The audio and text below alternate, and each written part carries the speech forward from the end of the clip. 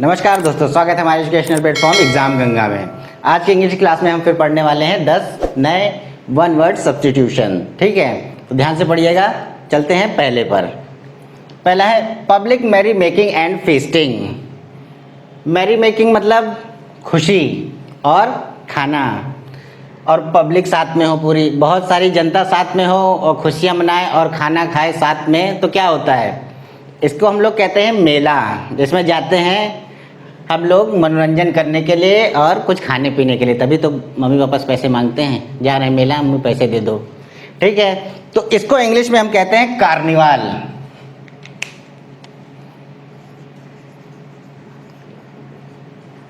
Carnival, ठीक है। देखिए दूसरा, list of books and other article. किसी भी आर्टिकल या फिर बुक्स की लिस्ट जो होती है वो क्या कहलाती है, पुस्तक सूची जो होती है उसको हम इंग्लिश में कहते हैं कैटलॉग।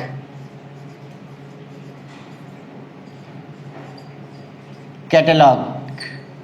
आइए थर्ड पे, the place for corpses to be buried. मतलब ऐसी जगह जहाँ पे मरे हुए इंसानों को दफनाया जाता है। बरीड मतलब दफनाना, ठीक है। कॉर्प्सेस मतलब जो मर गए हैं, यानी जिनको हम लाशें कहते हैं, उनको दफनाया जाता है। तो इसको हम क्या कहते हैं, हिंदी में तो जानते हैं कब्रिस्तान कहते हैं, इंग्लिश में सेमेटरी कहते हैं। सेमेट्री, ठीक है। फोर्थ देखिए, 100th एनिवर्सरी। 100 साल का जो समय होता है उसको हम क्या कहते हैं, उसको हम कहते हैं सेंचुरी, या फिर एक और वर्ड है सेंटेनरी। इन दोनों का मतलब होता है 100 साल का समय, ठीक है। पीरियड ऑफ 100 ईयर्स, उसको हम क्या कहते हैं, सेंचुरी या फिर सेंटेनरी, ठीक है। आइए फिफ्थ पे, person working in the same department. कोई भी दो पर्सन जब साथ साथ काम करते हैं तो वो क्या कहलाते हैं, वो एक दूसरे के कलीग कहलाते हैं, सहकर्मी जिसको हम कहते हैं, ठीक है। कलीग।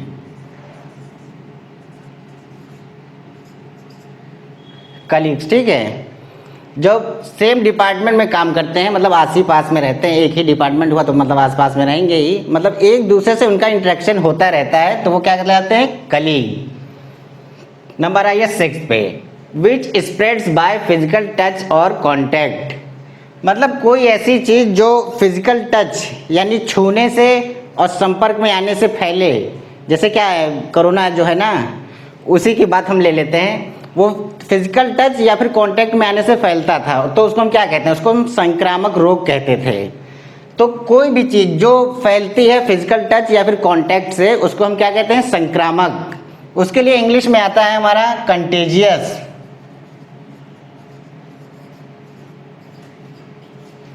कंटेजियस, ठीक है।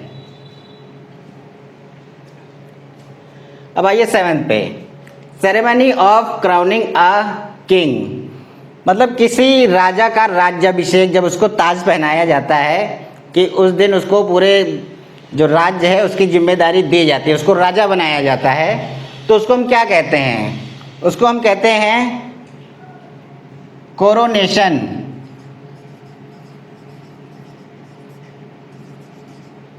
कोरोनेशन, ठीक है। किसी को जब राजा बनाया जाता है तो उसको हम कोरोनेशन कहते हैं, जब ताज पहनाया जाता है, ताजपोशी होती है जिसको हम कहते हैं राज्याभिषेक। 8वां देखते हैं, the place for the corpses to be burned. अब देखिए यहाँ पे था कॉर्प्सेस टू बी बरीड, यानी यहाँ दफना दिया गया है, और कॉर्प्सेस टू बी बर्न मतलब यहाँ पे क्या हो रहा है, जलाया जा रहा है लाशों को, ठीक है। तो उसको हम क्या कहते हैं, जैसे हम लोगों में नहीं, हिंदू में होता है शमशान घाट, उसमें क्या होता है, लाशों को जलाया जाता है, तो उसको हम क्या कहते हैं, शमशान घाट को क्या कहते हैं, क्रीमेटोरी।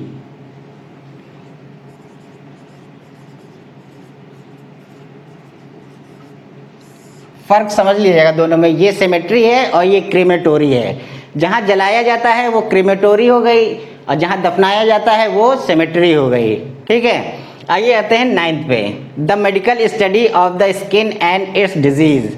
जब भी स्किन में कोई प्रॉब्लम होती है हम कहाँ जाते हैं, कोई स्किन केयर स्पेशलिस्ट होता है उसी के पास जाते हैं। तो उसको हम क्या कहते हैं, उसको हम इंग्लिश में कहते हैं डर्मेटोलॉजिस्ट, ठीक है। और उसने वो साइंस पढ़ी होती है जिसमें उसने स्किन की स्टडी की होती है, तो उस साइंस को क्या कहते हैं, उस साइंस को कहते हैं डर्मेटोलॉजी,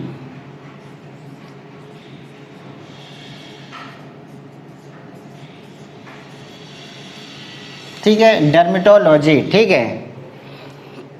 अब आइए 10th पे, a government by the people of the people, people में ई छूट गया यहाँ पे, एंड फॉर द पीपल, मतलब कोई जो सत्ता है वो लोगों द्वारा, लोगों के लिए और लोगों से ही चलाई जा रही है, ठीक है, लोगों द्वारा ही चलाई जा रही है। तो उसको हम क्या कहते हैं, जैसे हमारा भारत देश है लोकतांत्रिक देश है, ठीक है।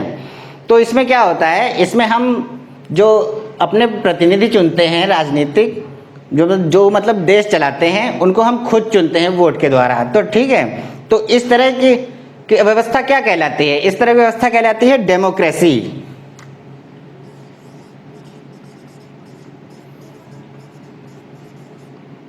ठीक है।